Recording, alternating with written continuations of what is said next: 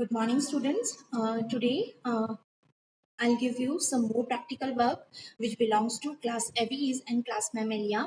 Up to class Reptiles, we have done with all specimens. Now we will move towards another classes which are Aves and class Mammalia. Okay, so class Aves के जो specimens हैं उनके बारे में हम लोग थोड़ा सा डिस्कस करें. तो class Aves के क्या specific feature थे, मैंने आप लोगों को पहले भी हम लोगों ने इसके बारे में सारा classification, सारे general characters जो हैं वो पढ़े ही हैं. तो एक बार फिर से रिकॉल करते हैं. तो क्लास एवीज जो है उसका क्या स्पेसिफिक फीचर होगा. तो क्लास एवीज के अंदर उनकी बॉडी जो होती है स्ट्रीमलाइन पाई जाती है. बॉडी जो है वो 4 पार्ट में डिवाइड होती है. हेड होता है, नेक होता है, ट्रंक होता है और टेल होती है. ओके, बॉडी जो है वो फेदर से कवर्ड रहती है. उसके अलावा इनके अंदर सबसे इंपॉर्टेंट कैरेक्टरिस्टिक, क्योंकि क्लास एवीज के जो एनिमल है उनके अंदर एक स्पेसिफिक फीचर पाया जाता है फ्लाई करने का, है ना.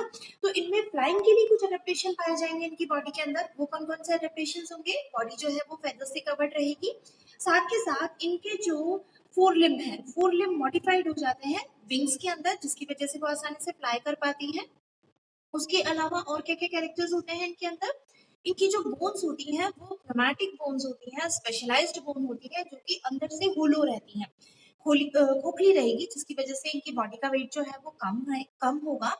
और भी इसके अंदर कैरेक्टरिस्टिक्स पाए जाते हैं. और क्या क्या कैरेक्टरिस्टिक होगा. एक ही ऑयल ग्लैंड पाई जाती है जिसे हम यूरोपाइजियल ग्लैंड या प्रीन ग्लैंड बोलते हैं, जो कि टेल में पीछे की तरफ पाई जाती है.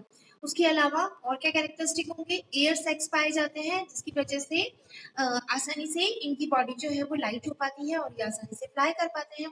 दूसरा कैरेक्टरिस्टिक ये होगा कि इनके अंदर जो है वो बहुत ही स्पेशलाइज्ड रेस्पिरेटरी सिस्टम पाया जाता है. मेटाबॉलिक रेट जो होता है वो हाईली डेवलप्ड होता है. इसके अलावा बॉडी के वेट को कम करने के लिए इनके अंदर और क्या क्या अडेप्टेशंस पाए जाएंगे.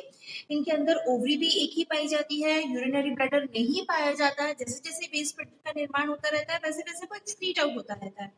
क्लियर. तो ये कुछ कैरेक्टर्स हैं क्लास एवीज के जो हमने पहले डिस्कस किए हैं. तो यहाँ पे आप लोगों को क्लास एवीज के कौन कौन से स्पेसिमेंस जो है वो ड्रॉ करने हैं. पहला है आपका कोलंबा, दैट मीन्स पिजन. और कबूतर जो है उसको ड्रॉ करना है. तो दैट मीन्स आप वही व्हाइट वाले ब्लैंक पेज पे डायग्राम बनाएंगे. प्रॉपर वेल लेबल्ड डायग्राम होगा. कॉर्नर में क्लासिफिकेशन होगा. नाम नीचे की तरफ होगा और नाम जो है it should be underline, okay, because it is scientific name. So columba is genus and libia is species. Columba libia, pigeon. Okay. Second जो होगा वो है आपका सिटेकुला. सिटेकुला दैट मीन्स पैरट होगा. तो पैरट का डायग्राम बनाएंगे. उससे रिलेटेड कमेंट्स जो है वो आप लिखेंगे. फिर थर्ड आता है पैसर के बारे में. पैसर यानी कि पैसर डोमेस्टिकस जो है वो कॉमन हाउस पैरो होती है. तो ये जो पैसर डोमेस्टिका है इसके भी डायग्राम बनाएंगे. क्लासिफिकेशंस, कमेंट्स वो सारा डिस्कस करेंगे. और फाइनली लास्ट के अंदर आप लोग जो है वो लिखेंगे आइडेंटिफिकेशन.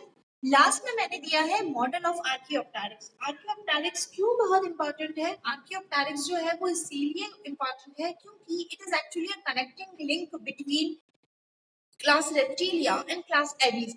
तो ये जो आर्कियोप्टेरिक्स होता है इसके अंदर दोनों के कैरेक्टरिस्टिक पाए जाते हैं. क्लास एवीज के भी पाए जाते हैं और क्लास रेप्टिलिया के भी पाए जाते हैं. तो इस वजह से ये जो मॉडल है आर्कियोप्टेरिक्स वो बहुत ही स्पेसिफिक है. किस तरह के कैरेक्टरिस्टिक होंगे. इनकी जो माउथ है वो बीक में मॉडिफाई हो गया है लेकिन टीथ जो है वो पाए जाते हैं. विंग्स पाए जाते हैं. बॉडी के स्केल्स पाए जाते हैं. तो कई सारे ऐसे कैरेक्टरिस्टिक हैं जो दोनों के बीच के हैं. तो इसका मतलब क्या शो होता है इससे कि it is connecting link between class reptilia and class aves. तो इससे क्या पता चलता है. कनेक्टिंग लिंक क्या शो करते हैं कि क्लास एवीज जो है they developed from class reptilia. यानी इनके जो एंसेस्टर थे क्लास एवीज के वो कहाँ से ओरिजिनेट हुए थे. क्लास रेप्टिलिया से ओरिजिनेट हुए थे. ओके. तो मॉडल ऑफ आर्कियोप्टेरिक्स जो है वो ड्रॉ करेंगे आप. फिर बात करते हैं हम लोग क्लास सेकंड जो है वो है मैमेलिया के बारे में. क्लास मैमेलिया के क्या स्पेसिफिक कैरेक्टर्स होते हैं. सबसे इंपॉर्टेंट कैरेक्टरिस्टिक होगा कि क्लास मैमेलिया के जो एनिमल्स हैं उनकी बॉडी जो है वो हेयर क्लॉडेड होती है. दैट मींस हेयर से ढकी हुई रहती है. मैमरी ग्लैंड्स जो है वो पाई जाती हैं. उसके अलावा सारे के सारे जितने भी बॉडी के सिस्टम्स हैं दे आर हाईली डेवलप्ड, बहुत ही अधिक डेवलप होते हैं. बॉडी में वॉइस, गले के अंदर वॉइस प्रोडक्शन के लिए लैरिंग्स पाया जाएगा. तो कई सारे स्पेसिफिक कैरेक्टर्स यहाँ हैं क्लास मैमेलिया में पाए जाते हैं. इसमें आप लोग क्या क्या ड्रॉ करेंगे. पहला जो स्पेसिमेंस है वो है स्टेरोपस, उसको ड्रॉ करेंगे. यानी बैट जो होती है चमगादड़ जिसे बोलते हैं उसको ड्रॉ करोगे। फैलिस जो है कैट फैमिली से बिलोंग करने वाली यानी कैट जो है उसको ड्रॉ करोगे। इरिनेशियस जो है वो है हैज हॉग है, उसको आप लोग ड्रॉ करोगे। उसका क्लासिफिकेशन, उसका लेबल डायग्राम, उसका आइडेंटिफिकेशन, कमेंट्स, वो सारा चीज जैसे आप पहले लिखते आए हैं वैसे के वैसे इसमें भी लिखेंगे। और क्लास लास्ट जो स्पेसिमेन है वो है मैनिस यानी एंटीटर, तो उसका भी डायग्राम बनाएंगे और सारा का सारा एज सच काम जो है वो करेंगे। तो फाइनली क्लास एवीज के 4 स्पेसिमेंस हो गए, Columba, Psittacula, Passer and model of Archaeopteryx. And class Mammalia की भी 4 स्पेसिमेंस हैं, टेरोपस है, फैलिस है, इरिनेशियस है और मैनिश है। तो ये चारों जो हैं वो आप लोगों को ड्रॉ करना है फाइनली फाइल के अंदर। और इस तरह से हमारा जो स्पेसिमेन वाला पार्ट है वो खत्म हो जाता है। ठीक है, तो स्पेसिमेंस तक की फाइल जो है आप लोग बना लो, प्रॉपरली उसको अरेंज कर लो। लेकिन एक चीज का ध्यान रखिएगा, जिस ऑर्डर में हम चलते आ रहे हैं वैसे के वैसे चलेगा।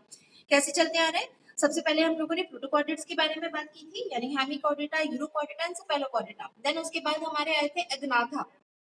अग्नाथा के स्पेसिमेंस जो है, यानी आपने बनाया था पेट्रोमाइजोन बनाया था, और एक्सोलोटल पेट्रोमाइजोन और पेट्रोमाइजोन का जो लार्वा था उसको बनाया था। उसके बाद हम लोग आते हैं टेट्रापोडा की तरफ। टेट्रापोडा के अंदर क्लास जो है उससे पहले फिशीज के डायग्राम्स होंगे, फिर एम्फीबिया के होंगे, फिर रेप्टाइल्स के होंगे, फिर एवीज के होंगे और फिर मैमल्स के होंगे।